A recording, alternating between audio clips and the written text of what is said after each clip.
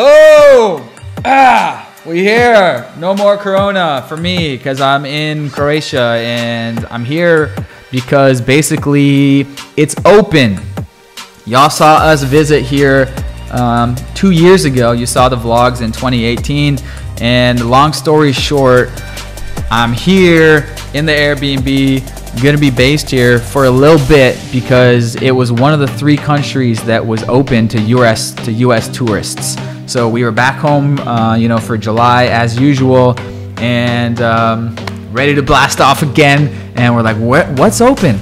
It was like Mexico, Turkey, Croatia, and so we're like, hey, we've been to Croatia. Split was nice, let's do somewhere on the beach, somewhere with beach vibes. And so, boom, we flew here, and here we are. So yeah, gonna be here for until other places start opening up. So chilling. And I actually have a secret guest on the line, Carolene.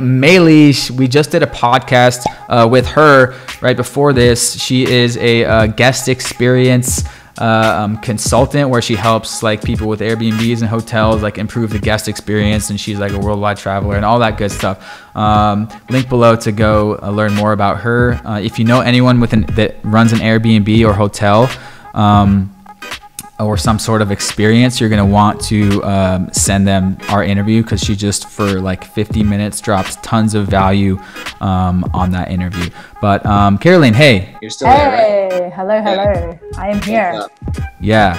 So yeah, guys. So I just kind of at the beginning did that whole rant about why I moved to Croatia. It's kind of clickbait. I mean, when do you ever move as a digital nomad? There's no moving. There's just like where you are now.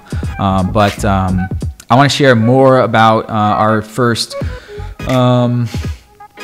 3 weeks now, actually. It's the 21st of August, and got here on the 1st. So yeah, I guess what are you? I've got some notes here, but what do you want to pick my brain? What are you most curious about why I'm here in Croatia and how it is?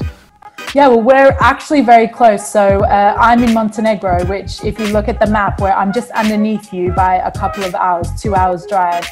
And so this is a very interesting part of the world, and I'm based in the Mediterranean. This is where I love. I'm constantly moving around the Med, and I've also been quite nomadic during coronavirus. I spent lockdown in France, then I was in Greece, and now I'm here in Montenegro.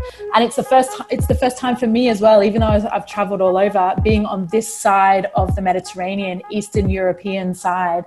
And so there's definitely a lot of things that I'm learning about culturally here. So I guess for you, like, you have already been to Croatia, like you mentioned, but what was the first kind of thing that like kind of hit you, that slapped you in the face, that was like, this is a bit different than I'm used to?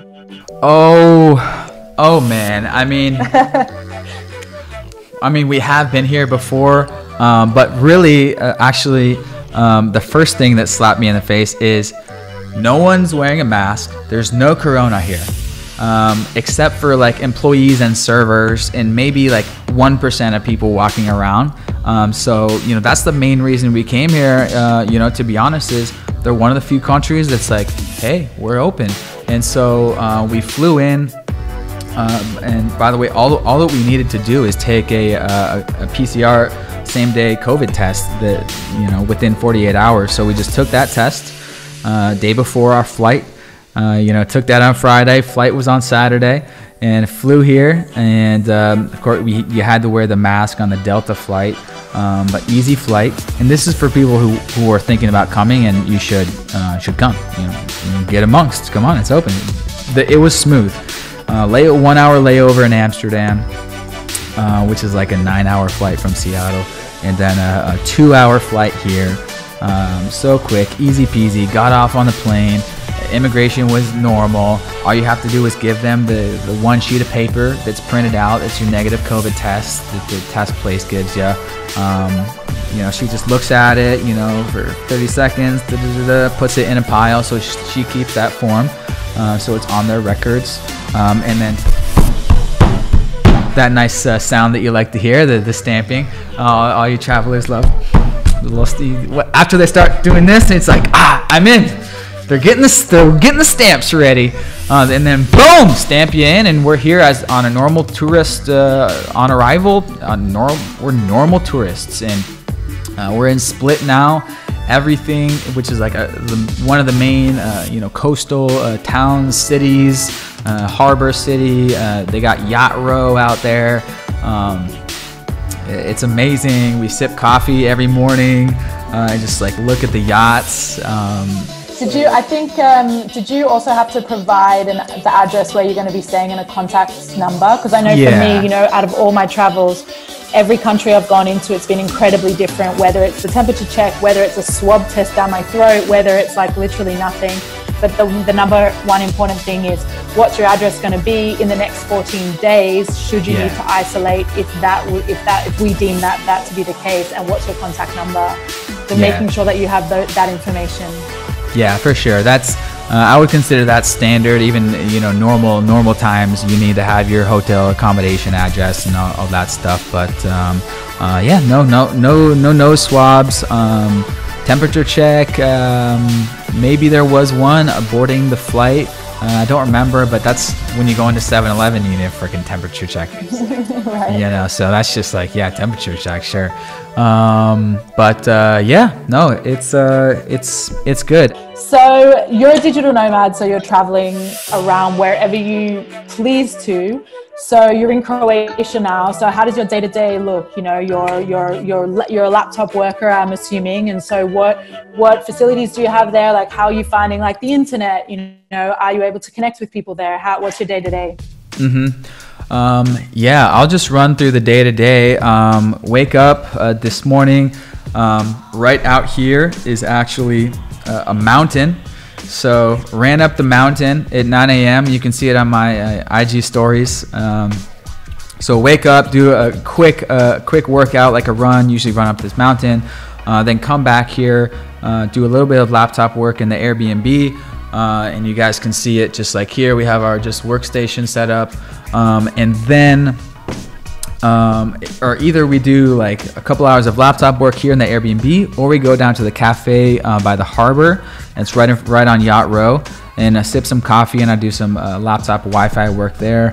And then we get some brunch at one of the amazing, restaurants around here. Like, just like look at my Instagram stories, and it's like crazy. Do some brunch, come back here, back to the Airbnb. Maybe get another coffee to go on the way, sip some coffee, a couple more hours of laptop work, and then we go to the gym. And the gym here is great. It's in the top floor of a mall here. It's called Joker Gym, but they say Joker. A bunch of huge yoked Croatian dudes walking around there, but it's like a whole floor. They have a CrossFit area. They have an outdoor little mini soccer futsal station out there, so I can do like outdoor workouts too. Plenty of equipment. So the gym is a staple in wherever we're at. So it was a factor actually when we chose Split. We're like, okay, let's look up the gyms. Okay, great facilities. Okay, love it, because we love to work out. And then after that, we come back to this Airbnb here and do a few more, 2 to 3 more hours of laptop work, which is around like 4 to 5 p.m. Croatia time, which is when America is kind of starting their day. So I'll be doing like client calls and like,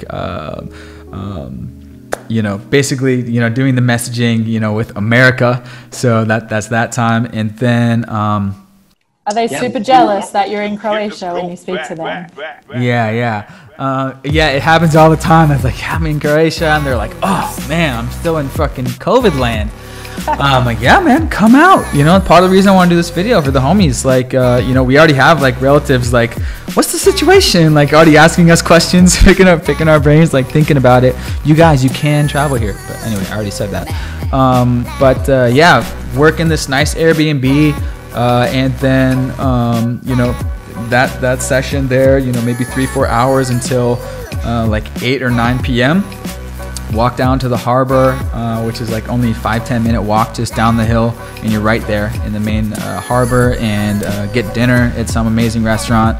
Food here is just amazing, whether it's like the local grill plate, like the fish grill or steak, with the grilled vegetables, or just like some just like fantastic black risotto with like some scallops, and it's like, oh my god, so crazy. Food's been A+ here.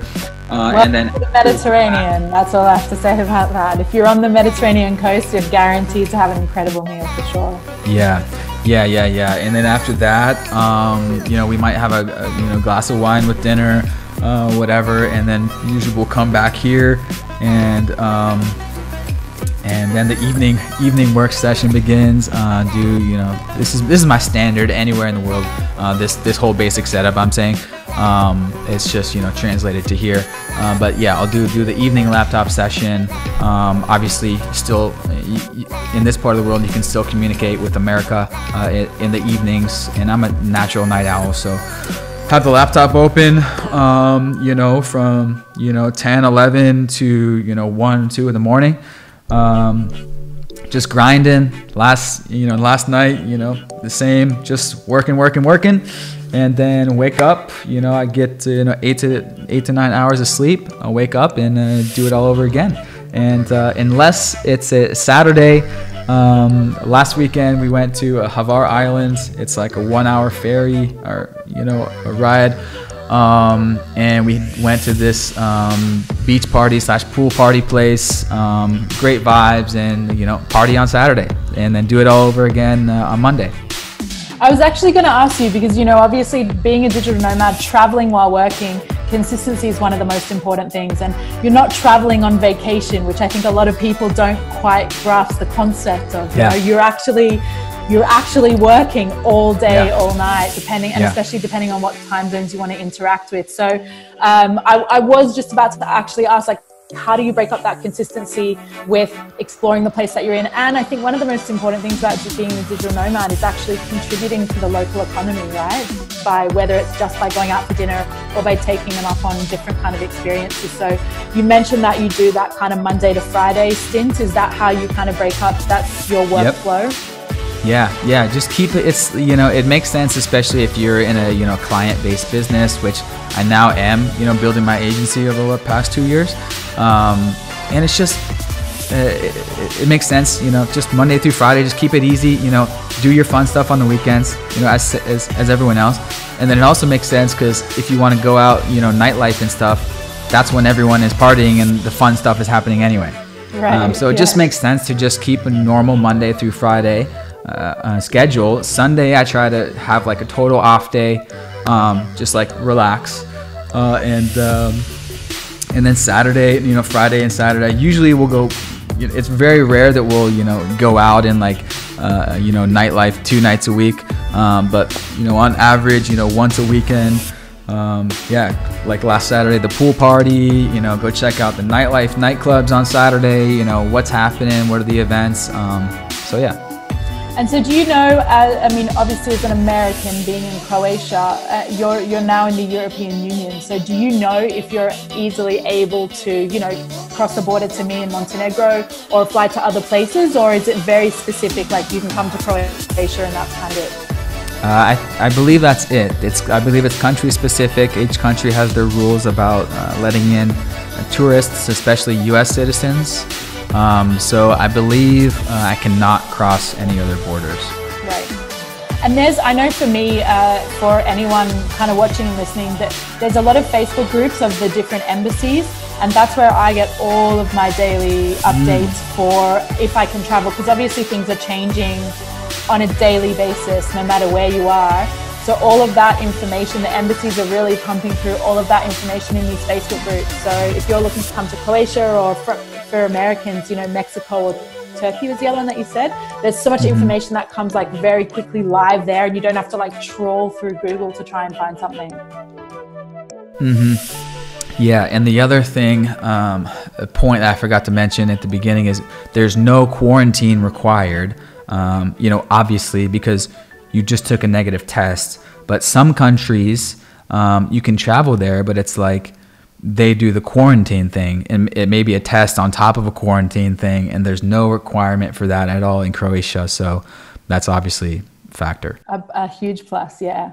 And so you are, when you're going day to day for example, in supermarkets, I know for me here across the border, like you need to have a mask to go into supermarkets, more closed spaces. Is that the same for you guys over there? Yeah, supermarkets and just shops inside the mall. I've noticed, whatever, just carry a mask in your back pocket or, backpack or whatever. But other than that, really no COVID. Okay, I will say, about a week ago, there was a small flare up in Croatia. There was like 100 new cases or something. And so they changed the nightlife to close at 12. Where previously it's like clubs can go all night to 6 a.m. So the first weekend we were here, we were able to go to the club and it was open, all night. Now you can't do that anymore. It's closed at 12, but they say it's only a 10-day period. They say, that everything closing at 12. But not holding my breath on that reopening again, because we all know how things go. But anyway, you can still go out in bars and stuff until 12. And how are you finding culturally there? It's not your first visit, but now that you're there for like a long stint, in terms of the people around you, especially reacting to COVID and stuff like that, like recommending it to other Americans, for example, that want to potentially come there. Like, how is your experience day to day, the vibe that the place gives out? Yeah, great question. I'd say great vibe. Haven't had any negative interactions with anyone. Everyone speaks English. Croatians are, very nice. So I would say great vibe, great, Mediterranean vibe, Adriatic specifically. And in the town, of course, it's mostly tourists you're seeing. It's very busy. It's very busy. There's a lot of Europeans here. Good, we see Americans here also, and that's partly because it is one of the places open. So I'm not the only one that got this idea. Tons of people are all coming here, and we talk to people from London and from all different countries, and they're like, yeah, I was gonna be in XYZ, and now we're here. So it's busy. Tons of people. It's like I was walking through Old Town, yesterday, and I was like, it feels like as busy as Amsterdam right now. It's crowded, but overall, great vibe. Language is not an issue. Have you learned any Croatian yet? I just know hvala, bok is hello, bok is hello, and hvala is thank you. So if anyone wants Croatian lessons from Riley, there you go. Oh man, bok hvala šivele. We've spoken with Croatians, and they think that Croatian is one of the hardest languages, they say. I love languages, as I mentioned. I would love to learn, but that just takes time and effort. But overall, I guess I'll give a travel and business update. This has been one of the busiest couple months in my career. For example, today I have 11 calls booked. Not all our clients, some are, other stuff. But our Amazon marketing agency is like scaling, taking off. So it's just been so busy, so excited about business and growing. That's just one of our companies. I also have, my YouTube channel /course/podcast, and then also our own physical product business, which we're launching a new product right now on Amazon. And so, it's the most busy time ever in my business career. But at the same time, I just happen to be, here in this location. And, you can relate, like, yeah, absolutely. It's most people, like you said, it can't wrap their head around, you're not traveling on vacation. We are just as busy as if we were in Seattle, like in an office. We are here focusing primarily on our careers and on our business. But when we go out, we just happen to be in a tourist town. You can totally work from anywhere. And so even a waitress yesterday, it was actually on my Instagram story as I was walking in. She goes, okay, guys, no more talking about work at this table. We go there all the time. And so she knows us. She goes, okay, guys, today, no business talk, okay? Because every lunch is we're talking about not only business, but we're talking about business because we all, work together in our business. We're all best friends. So, you know, business meetings on walks and lunches, and it's just like this work remote, you know, running a remote company vibe. And, you know, obviously I've been doing this for the past 6 years, and we freaking love it. But yeah, it's, you know, in case anyone is wondering, like, are you, you know, focused on business when you go to some, I'm year round, business is first, always hustling, always grinding, but life is a balance. It's about work, fun, and play, and health and fitness and adventure and all these good things. And, you know, being in a new place just keeps life so spicy and exciting and interesting, and we freaking love it. And well, and I think from a mental point of view as well, like, you know, I know for me personally, like I need to be by the water at all times, by the beach. And so when you have this lifestyle where you're able to actually pick where you want to work, you're able to go to places where mentally you're going to thrive the most, right? And for you in Croatia, for me in Montenegro, we're in very, very similar places in terms of the surroundings and the weather and stuff like that. And there is such a huge difference to waking up and seeing the water, seeing the ocean, having it be super hot, sunny. I mean, if you like that kind of thing. But the key there is like picking a place where you know you're going to thrive, because everything else will be that slight bit easier. If you're in a place where you're like, oh, this place sucks, I hate it, like there's so much stress around me, it's such a completely different thing. And that's one of the beauties of being a digital nomad. You really can pick and choose. And you in Croatia, me in Montenegro, it's like crazy beautiful here, and it's just, you're happy every day, aren't you? You know? Yes. Yeah. We're preaching to the choir here. And you know, a lot of you guys I know are relating hard right now, and I've spoken to so many digital nomads, and one of the top reasons is because to skip winters, so to speak. And I've spoken to so many people from, you know, European countries where the winter is just like gray and cold.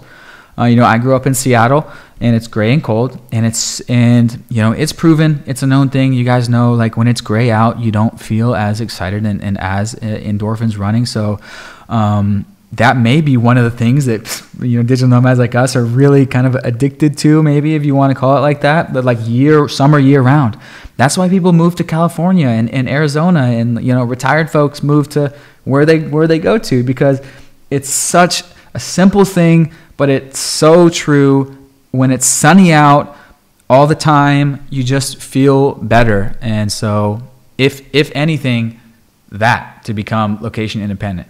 Yeah. It's huge. I know it's huge for me. Like if I'm in somewhere great, I grew up in Australia, so I always grew up in warm climates. But, you know, if I'm anywhere where it's the remotely gray and cold, it's just, I'm just such a different person, and my motivation's different, and my outlook is different. And so I am able to choose, like yourself and like, you know, those listening, to choose the place where you're going to thrive the most mentally.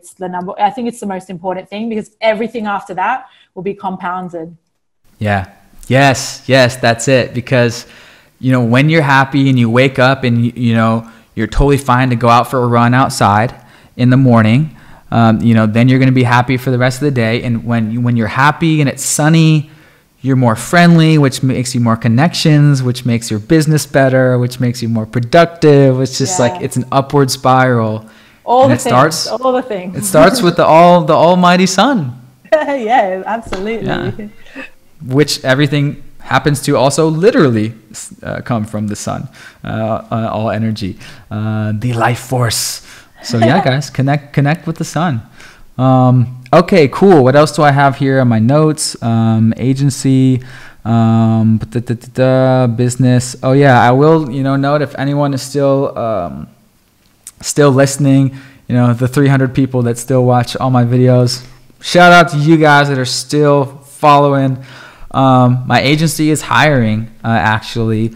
We're scaling, we're getting very busy, so we're hiring, and we're looking into a possible office in Asia soon, so stay tuned to that. So we're hiring blog writers, digital marketing all-stars, growth hacking, project managers. So basically we're a small team of like 4 Americans now, but we want to bring on, you know, the next person to, you know, join our team and just help us grow, So hit me up, guys, if you're interested. Obviously it will be a remote position, as everything is now, but with the possibility to join us in Asia, soon, if you're available and you want to, if things obviously go well, but it would start remotely.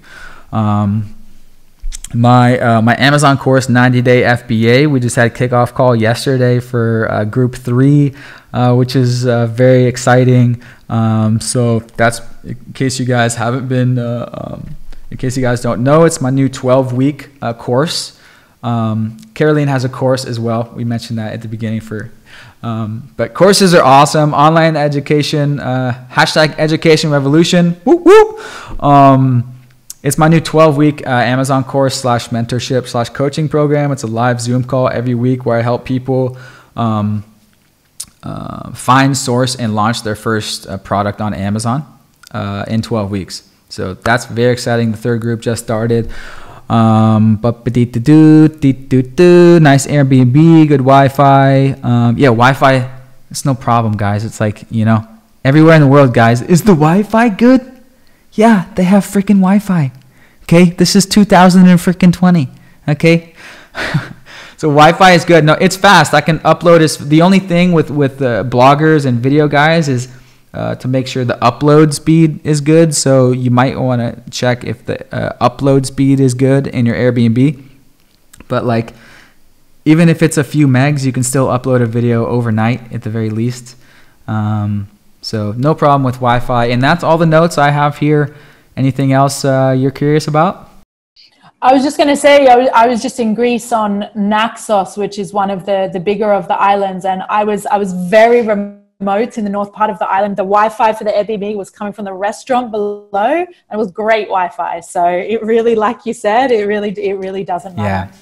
Yeah. And on top of that, even if there is no Wi-Fi, there's a little something called 4G, guys, and they have it everywhere in every country pretty much. Even Africa, I was there in 2016, they have 4G. They went straight to 4G in the mountains of Kenya. So your hotspot is the best. I love the hotspot. If there's no Wi-Fi in any situation, if it's just not working at a cafe, that's the most commonly thing where it's just like not common, but at all. But if you're in a situation like in the car, like I'm in a taxi, I need to open up my laptop, turn on your hotspot, guys. It's amazing. And I think now especially, and I'm speaking very Europe specific, but the SIM cards you can get these days, like mine is basically unlimited for like 20 euros a month, and actually in Montenegro here, they have like an almost unlimited for, I think it's like 10 euros a month, so it was, if you're speaking 5 years ago, it was a lot different, but now no matter where you are, I think to be able to do that hotspot situation, having a good SIM card, there's so many amazing local SIM cards now. A lot of them you can just go in and you don't even need to barely show anything. Sometimes you need to show your passport. I've had a lot of ones like that, but generally the SIM cards over here in Europe in the Med are just incredible. So that's really easy. If your SIM card doesn't transfer over to say from America to this part of the world, there's so many amazing options here that will not hinder your workflow at all. Yeah, for sure. I love SIM cards. I'm a SIM card nerd. I have a video that got a lot of views, the best 4G SIM card in Thailand and how to top it up using the machines. It's now done by an app. You can Google that on my blog if you want later. But my typical, when I'm traveling, just quick tip, and then I got to jump off to this other call, is I always, when I arrive at the airport, if they offer SIM cards there, I always just get it done there. It might be a little airport tax, a little bit more expensive, okay, whatever. But I've found that makes way more sense to knock it out of the way at the airport, so you're not like later worrying about where's a SIM card shop, blah, blah, blah, blah. So that's my tip. What about you? Yeah, no, I 100% agree. Especially when you're in Europe and you have to contend with siesta, where these crazy weird hours of shops being open and not open, and they're closed on Mondays. And so actually having that SIM card straight away, I 100% agree with you. The headache just gets completely removed, and you don't have to deal with all of these unknowns to where you're going, where it's just makes things impossible. If you are coming to Europe, like for example, right now, Croatia is the biggest option. most SIM cards for Europe will be for the entire Europe, not just the country that you're in, because as part of the European Union, that's how it works. But definitely airport SIM, boom, straight away. Like, you know what? It may not be the best, and you may, in a couple days, a week later, find a better one. But they're all so cheap that, you know, you just swap it out, and you know, it doesn't matter at all. Yeah, exactly. I tell people, like, don't fret over a couple bucks here. Don't fret over $5-10. Okay, it's just get it done and forget about it. And there are global SIM cards, for example, like Danny has T-Mobile in the US, and they do have a global plan, and it's actually, it works like everywhere, and it's pretty reasonable monthly rate, like maybe $20-40 a month for, you know, international unlimited. If you have that, then you're set. But for me, like, I'm full-time living outside the US, and what I've found is local SIM cards tend to be the most data. It's the most gigabytes bang for your buck. So that's why I always do the local SIM card. But I have tried Google Fi, which is an unlimited Google SIM card. I use that as a backup SIM card for my old phone. For situations when I just arrive in a new country and I want to, like, do some quick messaging on the runway when I'm still off the plane. So anyways, I'll do a whole blog post on Google Fi, guys. It's good, but it's not the cheapest for international SIM cards. You can search that on my blog, livinthatlife.com, if you want to learn more. Quick little SIM card tip, guys. Okay. That's it. So I got another call here in a little bit, but enjoy that life in Croatia. In Croatia. There's my update, guys. A little update video ski, and see you guys here. If you have more questions, hit me up on Instagram at Livin That Life TV. And obviously see my daily Instagram stories. I'm always posting stories and stuff. And link to Caroline's Instagram will be below as well. If you want to check out her Mediterranean stuff, Montenegro and Mediterranean life. All right. Well, that's it. Caroline, we'll be in touch on Instagram and all that. And maybe see you around this part of the world sometime. Neighbor, yeah. Yeah. All right. Well, thanks again for coming on, and I'll see you around the world. Thank you so much. Bye, Riley. Bye, everyone. Bye. Living that life. We just living that life. Talking plus living that life. We just living that life. You're listening to the Living That Life Digital Nomad Podcast. Hit the subscribe button on iTunes if you're a boss, and check out the YouTube channel for dope travel videos.